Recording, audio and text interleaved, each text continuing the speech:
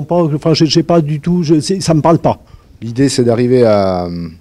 Enfin, moi, que je m'en fais, c'est de raisonner global. Enfin, on va dire de la ferme, quoi. Que, comme disait Jérôme, que ça s'imbrique. Enfin, qu'il y ait un lien entre la partie élevage, la partie culture.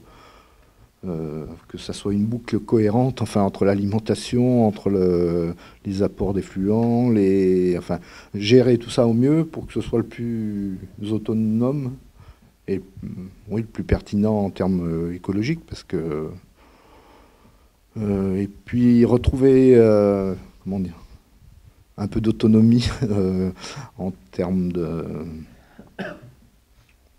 comment dire, pas forcément des recettes toutes faites. Sur l'agroécologie, moi, c'est une notion un petit peu compliquée, enfin voilà, qui au départ m'était étrangère en fait. Et en fait, je l'abordais plutôt sur mon exploitation par des techniques, par des petites choses en fait, voilà. Je rejoins plein d'autres noms qui ont déjà été pris par d'autres mouvements. Voilà, une agriculture intégrée. Voilà le nom que moi je pensais. Intégré dans l'environnement, intégré dans la société civile, intégré avec l'écologie, dans la nature. Oui, je pense qu'il n'y a pas. Enfin, moi, c'est pas par l'aspect idéologique que je suis venu là, c'était par l'aspect résoudre des problèmes techniques. Donc, on cherche des solutions et puis voilà, on en découvre et on découvre le SMI direct, oui, l'agriculture de conservation, et ça répond à nos attentes, et du coup après on voit les autres aspects qu'on peut développer, réduction d'intrants, amélioration de la structure du sol. Moi, c'est vraiment cet aspect-là qui m'a fait m'intéresser à ça, l'amélioration de la structure des sols et du coup les phénomènes de portance. Puis après on se dit bah tiens, par ce biais-là on peut peut-être réduire les phytos, on peut peut-être réduire les engrais. Donc voilà, après il y a tout le système qui se met en place autour, quoi. La seule chose que je voulais rajouter, c'était nous, c'était pas tellement technique le questionnement, parce qu'on est dans des zones où la ferme elle fait 280 hectares, il y a 60 hectares de culture, donc il y a beaucoup d'herbes. Donc on n'était pas dans des impasses techniques. Par contre, moi je trouve qu'on était quand même pas trop à l'aise pas trop à l'aise en tant qu'agriculteur, parce que de plus en plus, que ce soit nos propriétaires, que ce soit nos voisins, il y a du monde partout autour de nous. Je trouve qu'on était vachement attendus, et puis être attendu, sinon on était bien à l'aise dans ce qu'on faisait, c'était encore rien, mais c'est que il y avait quand même des choses qui étaient un peu et puis après petit à petit ouais, je pense pas critiquable, mais si, finalement avec le recul critiquable, oui, parce qu'on faisait oui, on a remis en cause des choses qu'on voudrait pas forcément revoir. Mais par contre, je pense qu'il y a une vraie évolution, c'est-à-dire qu'aujourd'hui, tout le monde en a entendu parler, ce qui n'était pas vrai, à mon avis, il y a 2-3 ans.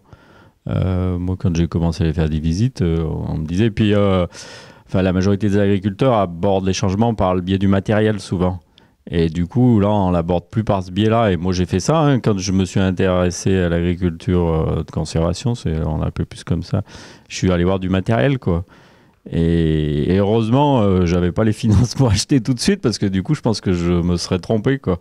Et du coup, ouais, c'est vraiment quand on a fait le pas de dire, mais non, le matériel, c'est qu'un moyen, et que les solutions, elles sont pas là. C'était pour revenir à ce qu'on disait tout à l'heure. Nous, on est en conventionnel, et ça fait maintenant quasiment 8 ans qu'on met en place des couverts végétaux. Et c'est vrai que les mentalités des voisins ont évolué. Au départ, ils se demandaient pourquoi on mettait ça en place, quel est l'intérêt. Aujourd'hui, les plus sensibilisés, ça fait déjà 2 ou 3 ans qu'ils sont venus voir, et ça fait même un peu plus longtemps, ça fait quasiment 4-5 ans qu'ils sont venus. Maintenant, on a des résultats chez nous, donc ça se passe très bien. Et les voisins les plus sensibilisés mettent en place aussi chez eux. D'exploitants de départements à côté qui nous appellent, on ne sait pas comment ils ont trouvé notre numéro, pour demander des informations, c'est moteur. Et puis ça nous pousse, ouais. Ça nous pousse à mettre des essais.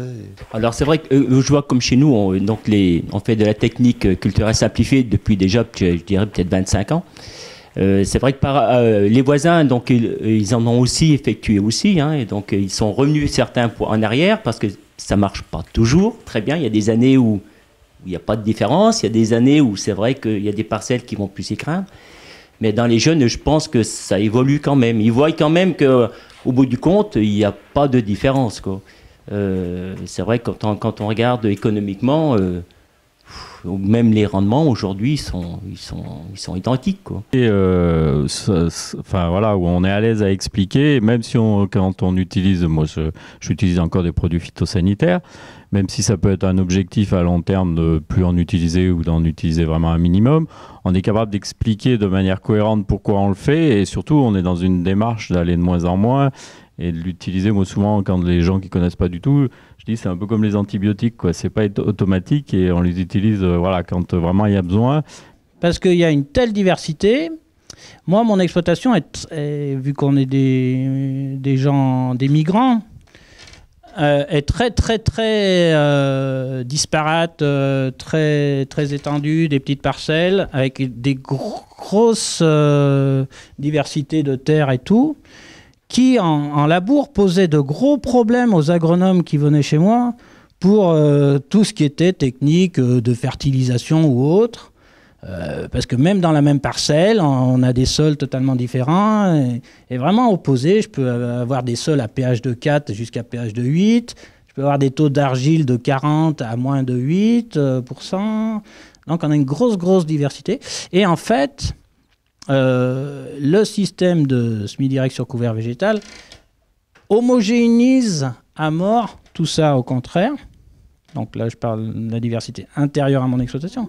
Et on se trouve avec... non, au contraire, on travaille avec la vie du sol. Bah, moi, dans mon cas, j'ai commencé par les couverts, en fait, parce que du coup, j'y étais un petit peu sensibilisé, parce que je suis dans une région où il y a une zone sensible nitrate, donc du coup, il y avait les sipans qui étaient en place, donc ils sont...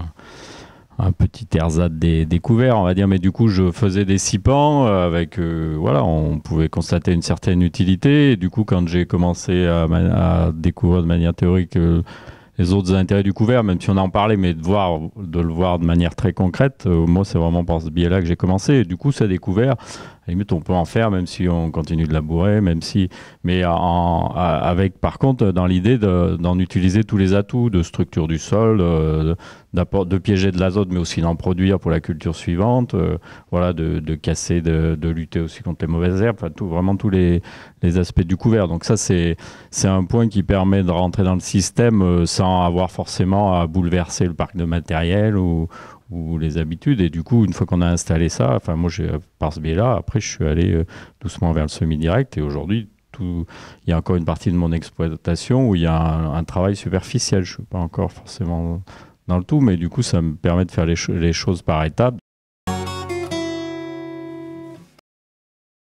Voilà, c'est facile à dire, c'est moins facile. Enfin, Xavier disait qu'on évolue par petites touches, on ne fait pas des révolutions. Et enfin, c'est pas pour rien, c'est parce qu'on une exploitation, c'est un système complexe. Enfin, donc on peut pas, enfin, on bouge pas tous les curseurs d'un coup. Enfin, pas moi, tout du moins. Les couverts, ça coûte cher. Et alors ça coûte une certaine somme, effectivement, surtout du coup si vous voulez qu'ils aient toutes les utilités, il faut mettre plusieurs variétés, dont certaines peuvent coûter cher et tout ça. Si on va avoir le conseiller qui vous vend quelque chose de tout près, effectivement, ça peut coûter cher. Et des fois, si vous le mettez en été, la première année, il ne va pas bien marcher. Du coup, au bilan, ça a coûté cher et ça n'a pas fait tout ça. Mais voilà, il faut raisonner en tant que système et pas en tant que mon couvert, qu'est-ce qu'il a produit. Mais voilà, dans tout le système, en quoi il rentre, voilà, quels autres effets. Voilà, il faut faire le bilan de tout le système pour juger de ça. Les couverts, ouais, ça a coûté ça. Parce qu'il y a des choses qui se sont faites depuis tout le temps et jamais on met le chiffre. On dit, non, le fuel, c'est le fuel, le prix du... On n'y peut rien. Et je pense que pour accepter pour être gestionnaire, comme vous disiez, il faut accepter des fois de remettre en question des choses qui ont été faites. Donc économiquement, c'était plutôt avant que je me posais des problèmes. Je ne voulais plus investir dans un tracteur, dans du matériel. On a mis des sous dans le semoir avec des vieux tracteurs. Et c'est après la première année, quand j'ai vu qu'effectivement, ça nous amenait des économies d'intrants, qu'on a décidé que c'était bon pour l'avenir, on a réinvesti dans des tracteurs. Sinon, je ne savais pas ce que j'allais faire au niveau céréales. Oui, pour ma part, je pense qu'il y a la partie technique, puis il y a la partie gestion à côté. Savoir donc, la partie agroécologie, aujourd'hui, on entend parler au niveau du ministère de la valorisation des protéines. Est-ce que dans nos systèmes, est-ce qu'il faut changer d'assolement? Est-ce qu'il faut changer de méthode d'alimentation de nos troupeaux? Ça, c'est des techniques, enfin, c'est de la gestion, et c'est vrai qu'avec les groupes, je pense qu'on aurait peut-être besoin d'aide au niveau de savoir les orientations qu'on devrait prendre d'idées dans les orientations pour savoir où on va aller. Ce que dit Hervé, c'est que j'ai retrouvé une passion dans ce que je fais. Je veux dire, quand je vais dans mes parcelles, dans mes champs, je descends du tracteur et je gratte mon sol pour voir s'il y a de la vie, alors qu'avant je ne faisais pas.